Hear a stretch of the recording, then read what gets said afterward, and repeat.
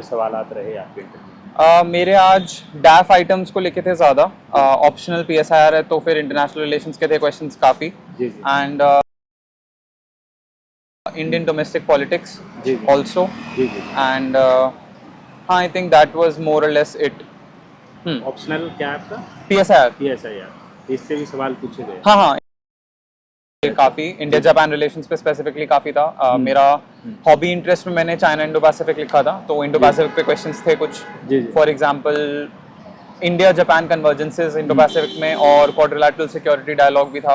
हाँ बाकी I think अच्छा, मॉक दिए थे आपने इंटरव्यू के, तो कितने दिए थे और क्या अंतर देखा है? अभी सेकंड डे ही था इंटरव्यू का आज, जी। तो मेरे आई थिंक 4 या 5 शायद थे पैनल वाले, जी जी बाकी 1-on-1 लिए थे आई थिंक 4 हो गए होंगे, 4 to 5, बाकी इनफॉर्मल पीयर ग्रुप्स के साथ चल रहे थे। मतलब अच्छा, अच्छा। वो हो गया था टाइम, वो हम लोग 1-1.5 महीने से 2 महीने से कर रहे थे जी, जी। Before the interview. अच्छा अच्छा। हाँ। सर, प्री के लिए काफ़ी चैलेंजिंग होता है, प्री निकालना भी छात्रों के लिए। क्या रणनीति रही है प्री की आपकी? स्टैटिक पे फोकस होना चाहिए एटलीस्ट 70% कंटेंट के लिए, जी 30% करंट अफेयर्स। सो स्टैटिक वो है कि यार अगर स्टैटिक ढंग से कर लोगे तो जी करंट अफेयर्स से कनेक्ट करना आसान हो जाता है, करंट अफेयर्स याद जल्दी होते हैं जी जी तो सॉल्व भी जल्दी हो जाएंगे। एंड ऑफ कोर्स मॉक्स जितने दे सकते हो, मतलब वो सबकी अपनी स्ट्रैटेजी है। कुछ लोग 50 मॉक्स भी दिए हैं प्री के लिए, कुछ लोग 10-12 दिए हैं, मैं कम में ही दिया, तो मैंने आई थिंक हर साल 15 to 20 दिए हैं, उसमें I think 7 to 8 PYQ papers होते थे। तो वो हाँ लाइक ऑफ कोर्स PYQs पे बहुत ज़्यादा फोकस करना प्री के लिए, PYQ मेंस प्री दोनों के लिए। जी। कितने सालों के PYQ कम से कम? सर मैंने तो 17 के बाद ये किए हैं, क्योंकि 17 से पहले फिर पेपर्स बहुत ज़्यादा सिंपल थे, तो वो अब लेवल नहीं है, अभी प्री का लेवल डिफिकल्ट हो गया थोड़ा।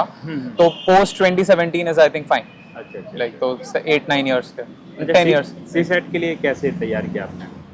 CSAT के लिए सर मैंने स्पेसिफिकली अलग से कम प्रिपरेशन किया है, क्योंकि थोड़ा वो टच में था मेरा because of the engineering background. तो I am not the best person for that कि सजेशंस क्या दूँ CSAT के लिए, बट CSAT के लिए भी लोग बुकलेट्स लेते हैं आई थिंक, और मॉक्स में कर लेना प्रैक्टिस, बट CSAT के लिए ढंग से कर लेना।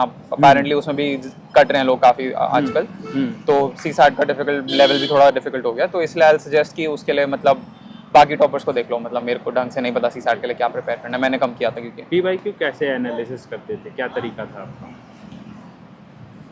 सी देयर आर दो तरीके से होते हैं, या तो लोग सब्जेक्ट वाइज जाते हैं या ईयर वाइज जाते हैं। मैं ईयर वाइज करे थे पेपर्स, टाइम लिमिट भी मेरा 1-1.5 घंटा लगा के, 2 घंटे की जरूरत नहीं है उसमें, 1.5 घंटा लगा के PYQs किए हैं ईयर वाइज। बहुत लोग सब्जेक्ट वाइज करते हैं, तो ट्राई कर लो दोनों, वट एवर सूट्स यू, वो चीज़ कर लेना, बट PYQs कर लेना, वो इम्पोर्टेंट है। अच्छा अच्छा।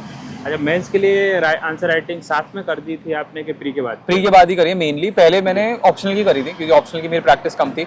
तो GS की मैंने और एसए की बाद नहीं करी है, प्री और मेंस के बीच में। अच्छा, तो उन छात्रों के लिए क्या कहेंगे जो कहते हैं कि साथ में करना चाहिए? टॉपर भी बहुत सारे बोलते हैं, तो क्या क्या ध्यान देना चाहिए, क्योंकि सिलेबस तो कंप्लीट नहीं होता है, सिलेबस नहीं हो पाता है, फिर मेंस की आंसर राइटिंग शुरू से कैसे करें? मेंस की आंसर राइटिंग डिपेंड करता है आप कितना टाइम दे चुके हो प्रिपरेशन को ऑलरेडी। तो अगर जस्ट स्टार्ट कर रहे हो तो बिल्कुल स्टार्टिंग में सेंस नहीं है लिखने का उतना।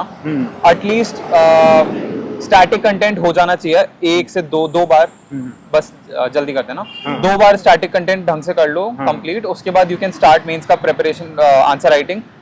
बट आई स्टिल सजेस्ट कि आंसर्स को इवैल्यूएट भी करना जरूरी है, सिर्फ लिखना मत। मतलब आंसर्स को लिखो एंड इवैल्यूएट करो, कहाँ बेटर कर सकते हो, कहाँ खराब दिक्कत हो रही है। That's how you go ahead, मतलब जस्ट गधे की तरह मेहनत नहीं करनी, मतलब दिमाग लगा के मेहनत करनी है। अच्छा, NCERT और करंट अफेयर्स 2 सवाल हैं कि इनके लिए कैसे तैयार किया आपने? NCERT मैंने नहीं पढ़ी, करंट अफेयर्स के लिए न्यूज़पेपर रोज पढ़ो। बुकलेट से बेटर मेरे को न्यूज़पेपर लगता है, क्योंकि कंटिन्यूटी रहती है दिमाग में न्यूज़ की, एंड वो ज़्यादा एक्सटेंसिव भी होते हैं हमेशा।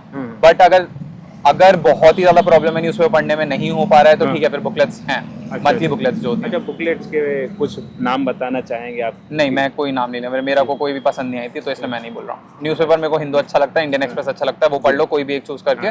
बुकलेट्स में वो कोई नहीं पसंद, बाकी अप टू यू।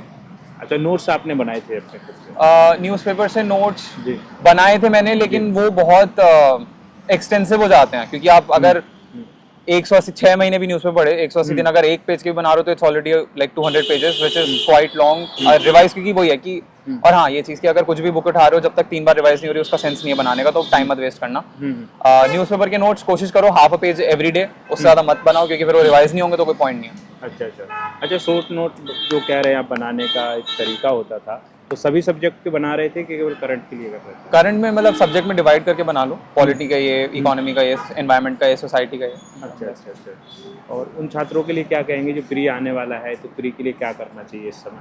स्टैटिक पे focus, like I said before. जी। और क्या ऐसा लग रहा है अभी लास्ट में आप इंटरव्यू देके कैसा फील कर रहे हैं? इट्स गुड एक्चुअली, क्योंकि काफ़ी टाइम हो गया मेरे को इस साइकिल में। देखते हैं मतलब रिजल्ट कैसा होगा तभी उसके बाद ही पता लगेगा। ठीक है, थैंक यू सो मच।